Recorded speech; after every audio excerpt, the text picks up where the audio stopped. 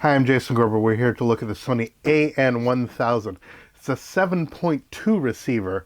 It means you get two subwoofer outputs. So it's technically 7.1 because both subwoofers... Anyway, there's another complicated thing.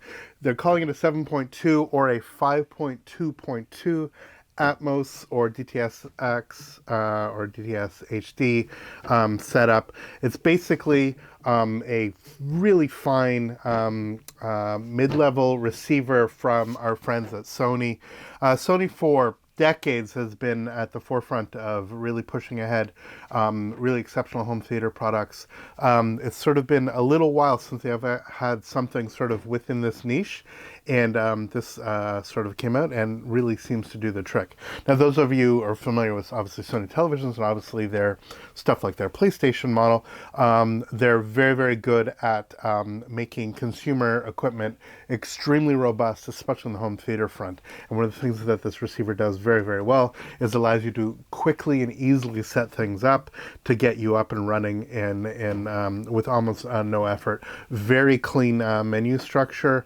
As I said, simple to set up, simple to plug in, and basically makes this the heart of your home theater in a real sort of robust way. The unit itself is, speaking of robust, is not the lightest thing in the world, but fits in a normal sort of receiver-sized cabinet, as it were, the standard one rack width. It comes with a remote. Now, this is sort of a let's say a mid-level receiver, somewhere between some of the introductory models and much higher end ones. The remote control seems a little bit more chintzy, for lack of a better word, than one might expect. But again, you're probably not going to use the remote very much. You can actually control this using additional means, be they either through your voice or through other controller apps. But nonetheless, it's a functional remote control, but certainly not something that's premium or anything like that, like we'd expect from slightly higher end models. The front faceplate does its thing. It has USB input, it has headphone out, nice big solid button, and good dials that actually do the thing, actually allowing you to hit your selections of whatever it is that you're going to pick. The back is where the magic happens, of course. And as you can see here, we have a series of speaker outputs, which are assignable.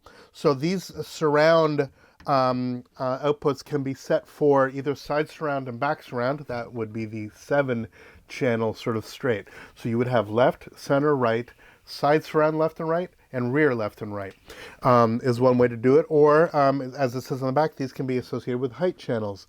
So you can actually, instead of having the surround there, you could basically have left, center, right, side, and then height channel. You actually have Atmos, stereo Atmos coming through that way.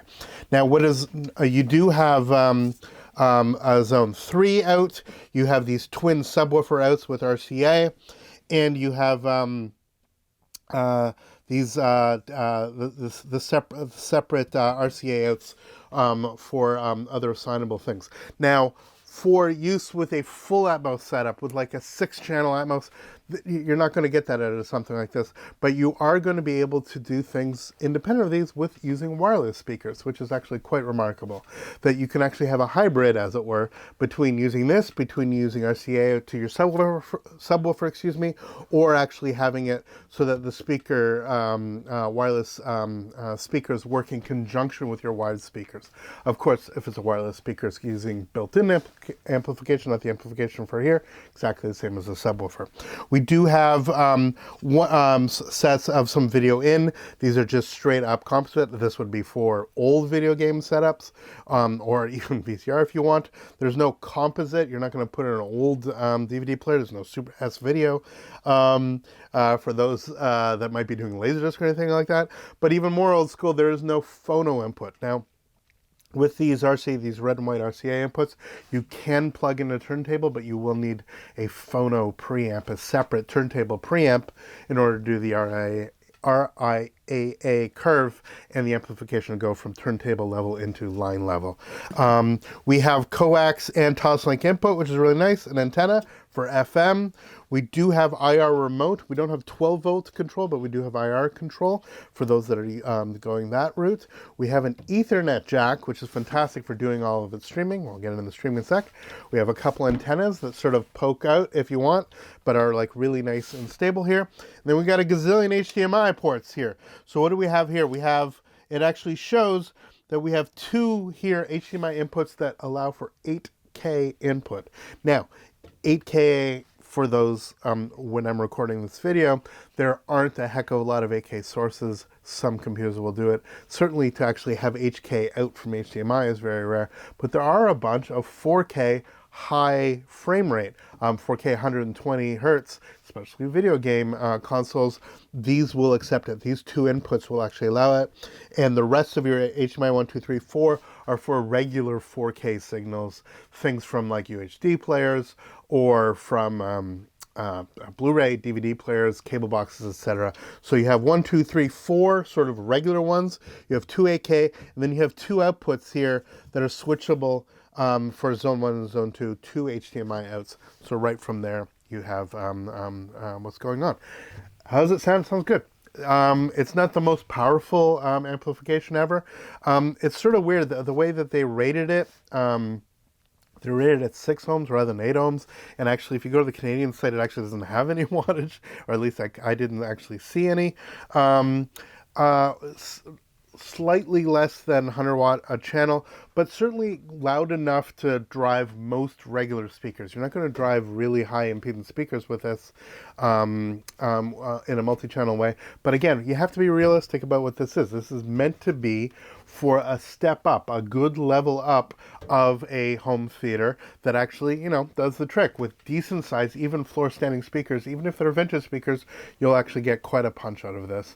And I think it'll do the trick at volume without over distortion or bloated or heaviness. The actual sound on this is quite good.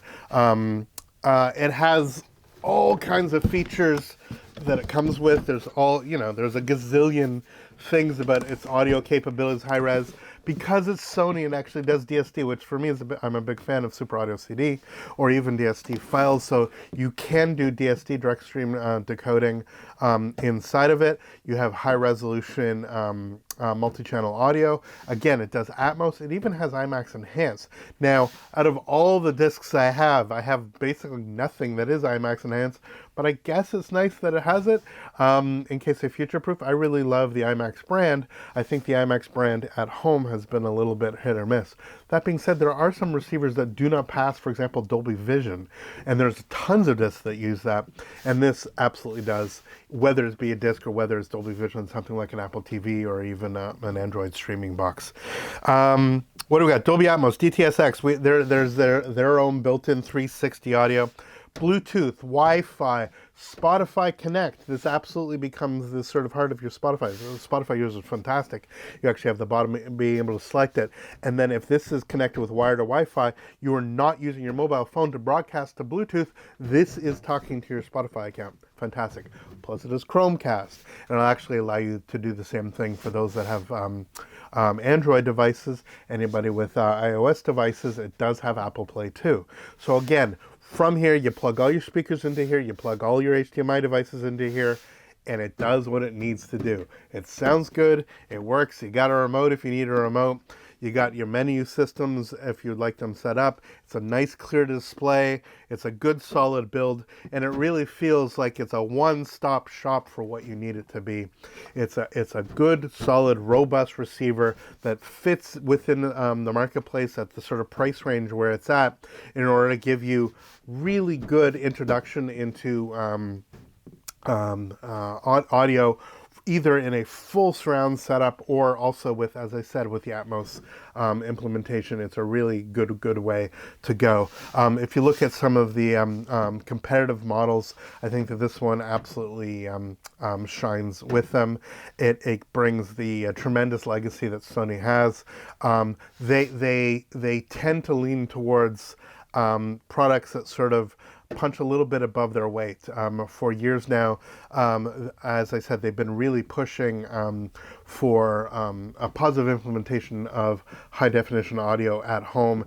And this really takes some of the legacy of some of their much higher end equipment and sort of brings it into something that, again, this is by no means an introductory model. This is a good powerhouse model at the range that it's at, but does so within a way that I think is a good bang for the buck, and absolutely gives you, for most people, for most people who are not crazy like me, but most people, a really good basis for any really robust either home theater setup or multi-channel audio setup, both two-channel or surround sound. The fact of the matter is that there's so many new things now on things like Tidal and some additional music, Apple Music, Amazon, that actually allow full surround mixes. And so you can actually now play those through a model like this. If you plug in, let's say, an Apple TV or a different streaming box into this, you can actually get Atmos music out of that, just as you can through Blu-ray discs, through other elements like that. So for movies, it packs a lot of punch. For music, it packs even more punch. And I really think that is something worth your consideration. So that's our look at the Sony AN1000 multi-channel AV receiver. I definitely think it's worth a look. Please let us know what you think in the comments of this particular model. We'd love to hear from you, and we'll see you next video. All the best. Take care.